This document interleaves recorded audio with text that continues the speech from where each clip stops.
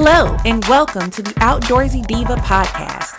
I'm your host, Lauren, the Outdoorsy Diva. Thanks for joining.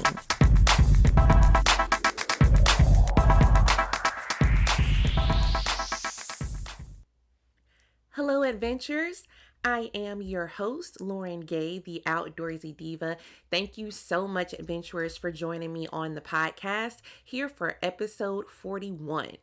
Well, we are halfway through the month of January and it's been a doozy. I've been keeping pretty busy trying to get some new projects lined up and new adventures for the year of 2021. So I think personally it's off to a good start, even though our country itself, well, you know what's going on. It's a little bit of a dumpster fire. But that's why I'm really excited to bring to you a really great adventure today. So recently, I was able to repeat an adventure that I actually did 5 years ago with my son when he was just a wee tyke. And we were able to recreate that adventure again this year. And let me tell you, it was even better. So what are we talking about today? I am bringing you all the squee. We are going to talk about swimming with manatees. Yes, Florida's unofficial ambassador. A lot of people like to associate Florida with the flamingo. I say hogwash. It is the manatee. They are also known as sea cows, also known as chunky mermaids, and I love them. They're so cute and squishy with their little snoot boots. They are adorable, and they are actually a protected species in our waters on the endangered species list because their numbers have declined due to being injured mainly by boaters who are unaware of their presence and hit them with their propellers. And then of course, because humans, yeah, we suck and we have done a lot to harm their habitat, but restoration efforts over the last few decades have definitely helped to see those numbers somewhat increase, but not enough. So they are still a protected species, but in Florida, there are two places where it is legally allowed to swim with these amazing gentle giants. So I'm going to share with you some interesting facts about mermaids. Well, they are mermaids. Interesting facts about manatees. I'm going to tell you where you are legally allowed to do this activity. I'm going to share with you my firsthand experience of what it's like. I'm going to tell you how much it costs and how to prepare for this activity should you choose to do it. And I'm also going to get into why I support this activity because there is some controversy around doing something like this. So you may be wondering, why are we even talking about this? Why is this even a thing? Well, that's because in Florida in the winter, our winter is marked by manatee season, and that typically runs from November to April. And this is when our water temperatures get a little bit too cold for our chubby friends, the manatees. The manatees need the water to be at least 68 degrees Fahrenheit for their survival. Anything any colder than that, then they have to come inland and seek those warmer waters. And so Florida is home to fresh water springs, and our springs tend to stay a constant 72 to 74 degrees year round. So that makes it the perfect environment for our manatees to have a little family reunion during the winter months. So in Florida, everyone knows when those temperatures cool off, that's when we're going to see way more manatees in our waterways, in our channels, near the water output at electrical power plants.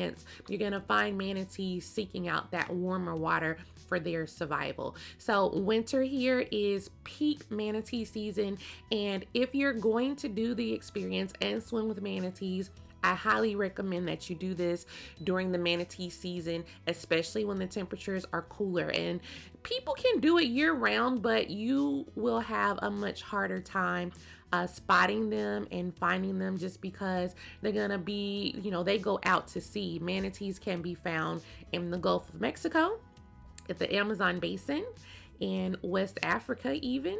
So manatees are, all over, and they're even manatee known to be on the East Coast as well, and some of them will make it out into the Atlantic. So manatees can be found, year round, but the winter is peak season when they're gonna come inland and seek those warm waters. Now, manatees are herbivores, if you didn't know, so they're not people eaters. They're not dangerous to us in the sense of they're gonna bite you or eat you. They're herbivores. They're salad eaters. They just like to eat plants, and they can get as long as 13 feet and weigh up to around 1,300 pounds. So they can be massive animals, and they are way more powerful than they look like and deserve that respect in the wild. They are huge animals. And this is also what, is why one of the reasons they are so prone to being hurt or injured by boats. Okay, so where are you legally allowed to swim with manatees? Well, the only place in the United States where this is legally allowed is in Crystal River, Florida, and in Homosassa Springs. Both of these areas are on the west coast of Florida, known as the Nature Coast, and home to tons and tons of natural springs with these warmer waters. They've developed these programs, to allow people this opportunity to learn about the animals, observe them in their natural habitat, and promote conservation. So Homosassa Springs and Crystal River is the only place you can legally swim with these creatures. Anywhere else you're found swimming with a manatee, that is a punishable offense and it is against the law. And now, a word from our sponsor, Visit Florida. This episode is brought to you by Visit Florida, Florida's official source for travel planning to visitors across the globe. A Florida vacation shifts your perspective. Vacations are less about what you do, more about what they do for you. Visit visitflorida.com to plan your next Florida adventure. So, firsthand experience, what is it like? As I said, I did this back in 2016 with my son, and we were able to do it again this year in 2021. This time, we went to King Spring, which is one of the main head springs out of Kings Bay, and there were manatees in the water as we were getting off the boat. Like, we weren't even in the swimming area yet, and they were already like circling the boat, waiting on us to get in the water. So what to expect? What's it like? Well, you'll find a reputable tour operator and you will book your session ahead of time. I don't recommend trying to just go somewhere and do a walk up because these tours do fill up and they have designated times. You'll want to book the earliest time. So you'll want to book 7 a.m.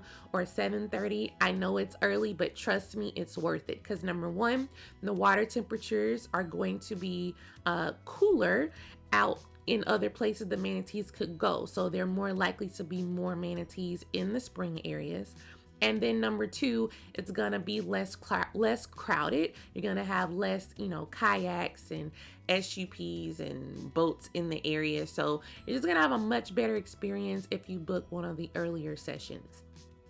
Now, your tour operator will provide you with a wetsuit, your snorkel equipment, and also a flotation device of some kind.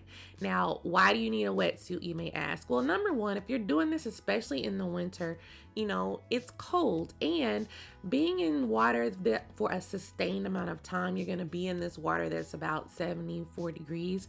You want to be in the wetsuit, number one, to protect yourself, and it's going to help you be more buoyant and you're going to float easier. They want you to stay on top of the water and keep your feet up. So this is why it's recommended that you use a flotation device, even if you're a good swimmer, because they don't want you diving down to the bottom to touch the manatees. They don't want you stepping on them or anything like that. So by having that flotation device, that ensures that you'll be able to float for your entire experience. Now, before you can even get in the water, your tour operator is going to have you watch a short video, and that video is going to explain something called passive observation. And this is because manatees are protected under the Endangered Species Act.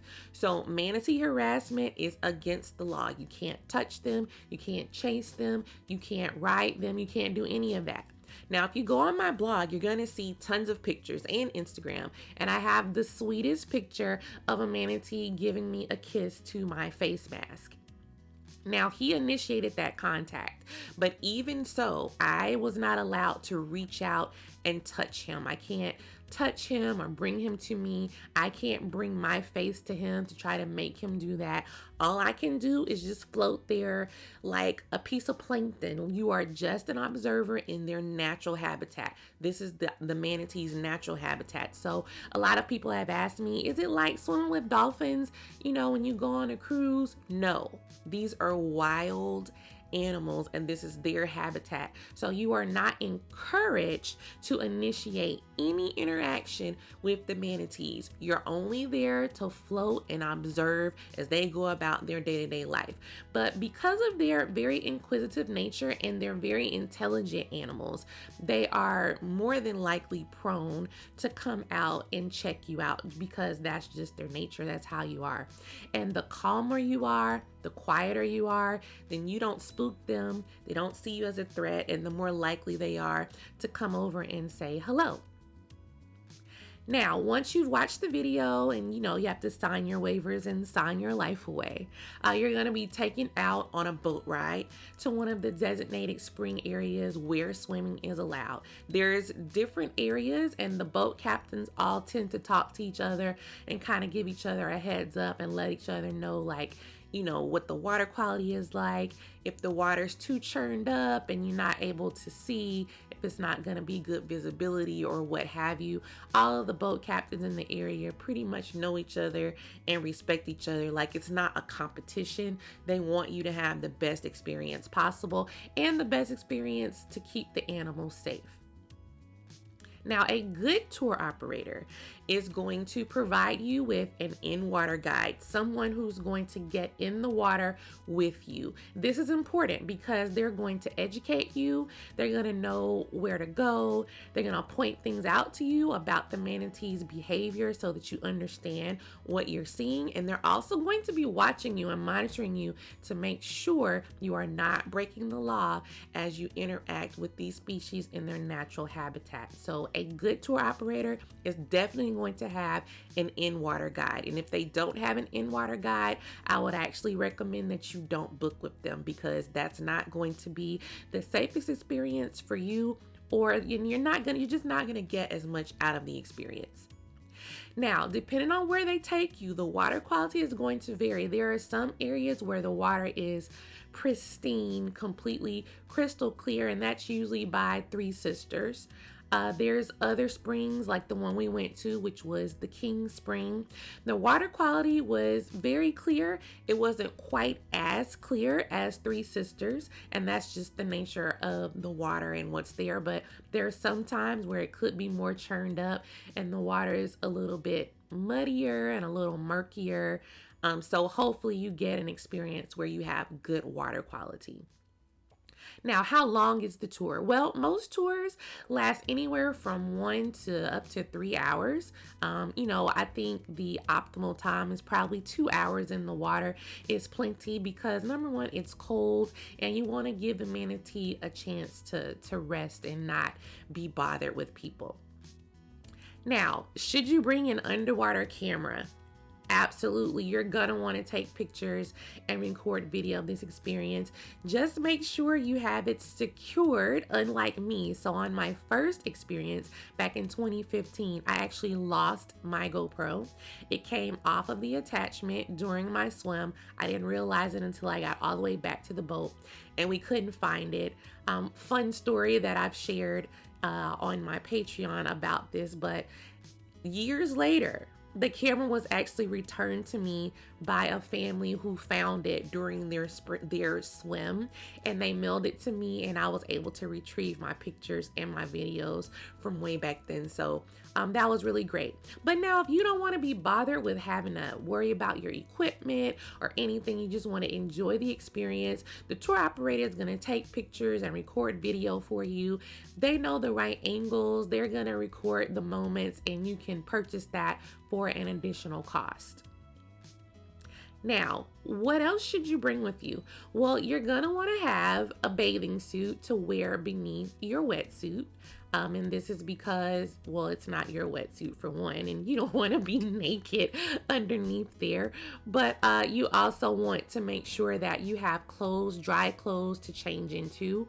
Once you get off the boat, you're going to want to have like a plastic bag of some kind to put your wet clothing in. Now, when you get out of the water and get back on the boat, it's likely going to be cold if you've chosen to go on a day that's got low temperatures, but you're still going to have your bathing suit on. So you want to have something, maybe you can throw on top of the wetsuit. And then once you get back to the base camp for your dive center, then you can change into your completely dry clothes. But you're going to want to have something to put on and keep you warm on the boat. And I recommend you wear water shoes. You're not given flippers, and this is because they don't want you to accidentally kick the manatees with your flippers or stir up the bottom and mess up the water quality. So you don't wear flippers typically. So water shoes is highly recommended if you don't want your feet to be cold. You're going to want to bring towels. I recommend bringing 2 towels. That way you have one to dry off your body and you have another to wrap up your head, especially if it's cold when you get out of the water. I also recommend that you have, like I said, the dry outfit to change into right on the boat, because I didn't have that. I did it both times. I didn't even take my own advice. And so it kind of sucked because I threw my sweatshirt on over the top of my bathing suit and it still got really wet. So what is your experience like when you actually get into the water? You're going to have to adjust to the water temperature, of course, but it doesn't take long. And the beauty of it in the winter, if you've chosen a day that's pretty cool outside, is that the air temperature is going to be cooler than the water temperature. So the water temperature is actually going to feel very warm to your body. So that's a pretty neat mind trick. It's actually not going to be unbearable. So what you can expect is the manatees to just be themselves. Now, the areas, they have areas roped off, large areas are roped off.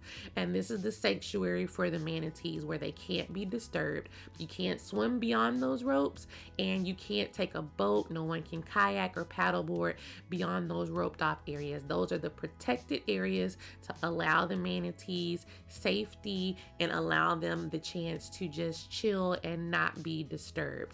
However, the manatees may come out from their ropes, and if they sense your presence, they may come out to investigate and just hang out with you. So this is no different than when you snorkel in the ocean. You're just gonna float there. You're gonna keep your hands to yourself. They recommend in the video that you clasp your hands in front of you or hold on to the front of your flotation device so you're not tempted to reach out and touch them. If one of them is being, a little bit annoying and won't leave you alone or trying to nibble on your hair or something like that, you can use one open palm just to kind of guide them away from you. But other than that, you don't touch the manatees. You don't reach out to them. You don't grab them or anything. You just float and allow them to do their thing. Now, on our trip, just this past week, there were so many manatees, and our guide was explaining that number one, it's really early in the season. It's kind of still really early for the cold temperatures. So you had a lot of manatees in there that had barnacles on them. And this is because they've been out in the Gulf of Mexico for an extended amount of time. These are migratory manatee. They don't typically live in these inner waters. So they probably haven't been in these springs for many months, and it takes a while for the barnacles to fall off once the manatees get into the fresh water. So there were a lot of manatees we could see with the barnacles on them, which means they came from the Gulf of Mexico, and they tended to be the most friendly. And this is because it's probably been months since they've seen a creature like us, since they've seen a human. So they were really like, oh, what's up? We haven't seen you guys in a while. What's going on? So they're gonna bump you. They may nudge you. They may rub their body along your side, and that's okay. They have these small hairs all over their body, which is really sensitive. So this is how they sense your presence. They can even sense your heartbeat. So they may, rub their body alongside you as they swim around or something like that. You don't want, manatees have a behavior called logging, and they're basically resting, but still, so they're not actively swimming. So if a manatee is logging, you want to kind of avoid it. You don't want to bother it. You just, float and observe and watch. Just watch them in their natural habitat. It was something really cute. We got to see a baby nursing on its mother. That was really sweet to see. And our guide pointed that out. And if she hadn't, I probably would have missed it. And we have a really great picture of this baby manatee nursing on its mother. There was also like a big disturbance in the water. It kind of spooked me. I heard this huge splash and I was like, what the heck is that? And as we looked down in the water, so there were a big group of large manatee and they were all just resting, being really still. And a juvenile manatee decided to cause a little mischief. And so I didn't know they could actually swim this fast. He zoomed through the adult group and he was like doing barrel rolls as he did it. So he was playing and he kind of woke everybody up. So that's what all the commotion was about. They didn't appreciate having their rest disturbed, but it was so cute. There was one little guy who kept coming up to me and, he wanted to give me kisses and I could hear him squeaking under the water. That's the noise that the baby tees make. Now, the adult manatees actually are auditory as well. They do make noise, but it's at a pitch that we can't hear. It's beyond human hearing frequency. But the babies, their sound, we can still hear. It's on our frequency. And so you can hear them making these adorable little squeaky noises as they communicate. Now, one really cool thing, when it was time to go, there was one manatee who just kept coming by and I started to know it was the same one because he looked me right in my eye. He'd get really close and just swim by me and blink and look at me in the eye, and he had a distinct patch of algae on his back. So when it was time to go, our in-water guide was like, hey guys, let's head back to the boat. Well, as I turned to swim away, I felt something bump me and I looked to my side. It was my manatee friend. And I just kind of laughed and I didn't turn around. I didn't want to, pique his interest. I just kept swimming. I tried to ignore him and he kept bumping me and he sped up to catch up to me. He literally swam alongside me the whole way back to the boat. And this was a good distance. He swam out of the spring swimming area into the open bay and he accompanied me all the way back to the boat until I stepped up onto the boat. He was there, and even when I got on the boat, he was still in the water. So I thought that was so sweet and it was so cute. They're such intelligent, gentle creatures, and I don't know how anyone could do them harm. But that was a really, really cool moment that I will honestly cherish and never forget. I feel so blessed to have that kind of connection with one of God's creatures out in his natural habitat. So on my blog post, I do cover some frequently asked questions that people ask about this activity, about swimming with manatees. So number one, is it safe? In terms of the animals themselves, manatees are not aggressive, but again, they are very large and they are very powerful. So you do have to be mindful, of their movements because they can have a burst of speed and those tails can be really powerful. Now, do you need to know how to swim in order to swim with manatees? I would say you need to be very comfortable in the water. You are provided a flotation device like a noodle or a life vest, a snorkeling vest, but that water gets deep and it's too deep to stand in. And so you want to be comfortable. So I would say if you have snorkeled before and you're not a swimmer, then I guess you'd be fine. But if you are completely not comfortable in the water, you've never snorkeled or done anything like this before, you'll want to think twice about that because you have to remember that you're not going to be able to stand. So you want to be comfortable in the water. You are given a flotation device, and if you feel comfortable enough using something to float with that you'll be okay, then you can give it a try. Now, what about COVID? Because, that's a huge concern. So, the outfitter that we used was Fun to Dive. They actually did host us for our experience. So, thank you, Fun to Dive, for that. And thank you to our in-water guide, Danny Pope. I'm hoping to get her on the show to talk about her love of these beautiful creatures because she's a complete sweetheart. Fun to Dive uses medical grade cleaning products to clean and sterilize their equipment at the end of every day. This includes your snorkel equipment and the wetsuits, and everything is a one-time a day use. So things get clean and then they sit for 24 hours. They're not using anything in the same day. The staff mostly do wear masks when in close contact. If anybody's not, you're welcome to ask them to do so. They want you to feel comfortable. You are encouraged to wear your mask inside the building. Now, while you're on the boat is pretty spread out. If you're comfortable, you can take it off. If not, you can leave it on until you get into the water. We actually were on the VIP boat, so there is a difference in some of the tours. Our boat was a pontoon boat that was enclosed, so it had the closure, which was great because we weren't freezing, and they actually took us around in the water and showed us some of the other springs where we could see the manatees, off in their protected areas from a distance. So that was a really neat experience, and they gave us hot chocolate and snacks once we got out of the water. So that was great. Another frequently asked question is, are there other wildlife in the water besides the manatees? The answer is yes. We actually saw tarpon. Now, this freaked me out. I was not expecting to see tarpon because this is freshwater. Well, due to the proximity of Kings Bay to the Gulf of Mexico, the water actually does still have quite a bit of salinity, so you will get some saltwater wildlife into these warmer waters. We saw a tarpon who was literally as long as me, and I'm 5'8". He was huge. There was tarpon, there were lots of snook. We even saw some loons, some birds diving. Now, we did not see any alligators.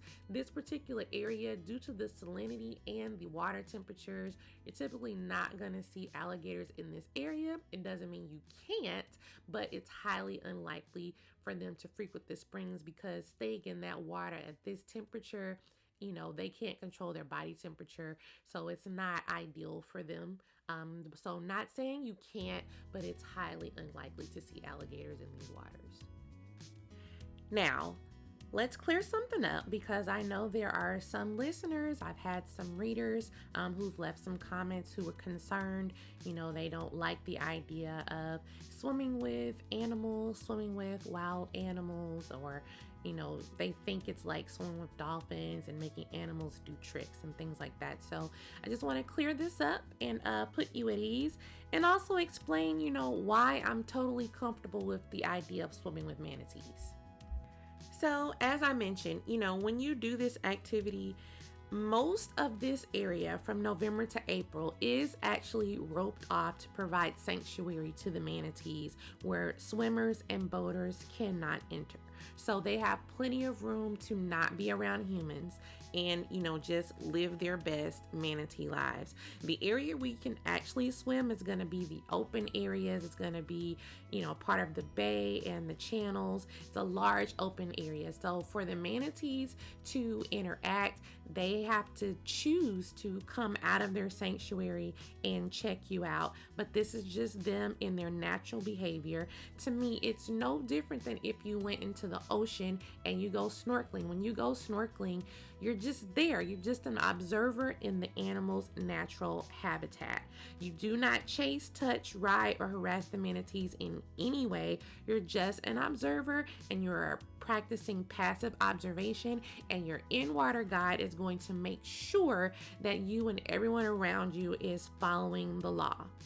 Now, it was brought up, there was an incident that happened in the news where one of the manatee in the area was found with the word Trump scratched into the algae growth on their back. That's something that naturally happens for manatees. They get algae on their backs. And I'm sure this did not feel good to the animal. They have those very small, very sensitive hairs on their back. So, kind of like a cat or even us, if you go against the grain of your hair, that doesn't feel good to the animal. And for an animal that large and as large as that writing is, it had to have taken a while. The animal was more than likely in distress and being held, for them to be able to do something like that. That's awful and it's terrible, but it has nothing to do with people being allowed to swim and snorkel in manatee habitats. The two are not related. In fact, it's the exact opposite. If you've done this tour, you genuinely appreciate the animals, develop a love and concern for the animals. You want to see them thrive. And that's another reason I support it. Activities like this lead to better conservation efforts because they invoke and foster empathy and education about the animals. If you want to see what was done to the manatee, you can Google it, obviously. And I also have a picture in the carousel on my Instagram account at Outdoorsy Diva. The tour operators genuinely love and care for these animals in their habitat. They don't put them in harm's way. There are rules in these waterways where the boats have to go extremely slow, without those motors on, without those propellers churning at high speed so that they don't injure or harm the animals. So that's why I'm in support of the activity. I think it's a good thing to do. And the truth of the matter is, humans are going to be humans. And so at least this provides a safe and controlled way for people to do this, because otherwise people would just do this on their own and it would be not a good situation. You wouldn't have the regulations, you wouldn't have people, watching over what's happening. So providing a safe and controlled way to have this experience is definitely optimal. Now, here's a bonus tip for you.